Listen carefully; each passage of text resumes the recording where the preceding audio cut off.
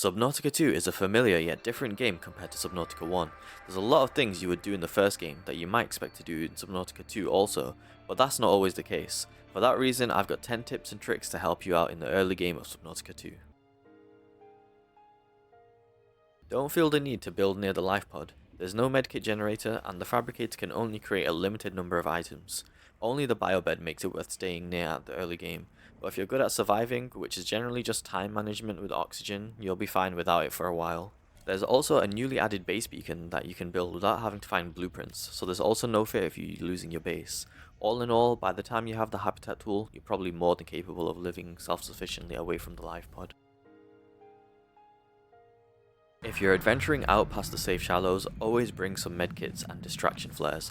Unlike the first game, the hostile fish in this game target you a lot more intensely, and the game likes to put you in encounters with hostile fish. The actual damage that these fish do is quite low, however there's often quite a few of them together, so they'll very quickly chip away at your health. You can use floating lockers to hold items outside your base and still use them from inside. This is especially useful for collecting plants like pent and can save you space within your base for all the decorating you plan to do with all the new furniture pieces.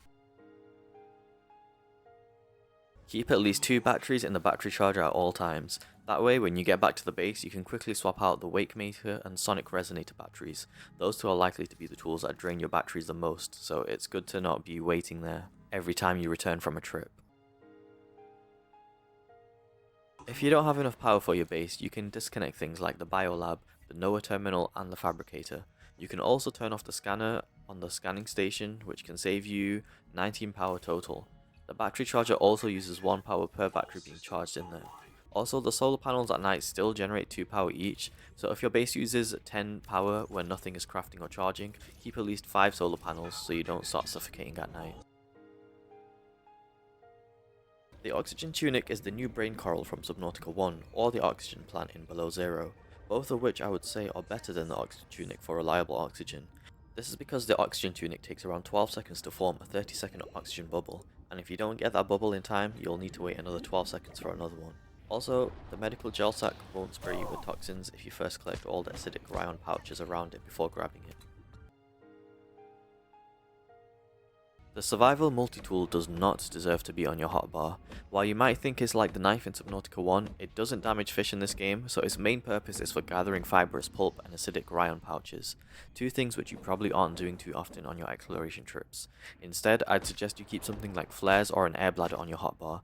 Those are 2 things that you'll see significantly more usage than the multi-tool, especially as you start to dive deeper. The sonic resonator crosshair goes green when you're in range of something you can damage with it.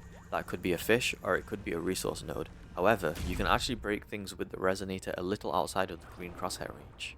This could be life-saving when dealing with bloom parasites that attack in relentless packs. Metal salvage was always worth collecting in Subnautica, but in Subnautica 2 they're significantly more worth picking up now. Where previously in Subnautica 1 they would take 4 inventory slots to give 4 titanium, in Subnautica 2 they take 1 inventory slot and still give 4 titanium. Additionally, if you want to save space in your base, you should keep them as metal salvage and only turn them into titanium when you need it, allowing you to store much more for less space.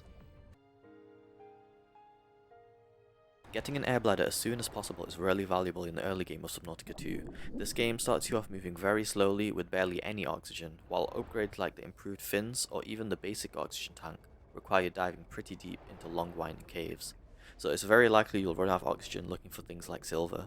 This makes it useful to have the extra 25 seconds of oxygen in the bladder, or being able to quickly launch yourself upwards towards the surface.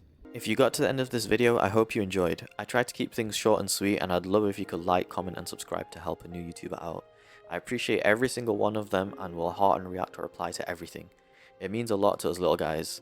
But speaking of comments, do let me know which of these tips you found to be the most useful. I hope I'll see you guys in the next video. Happy diving.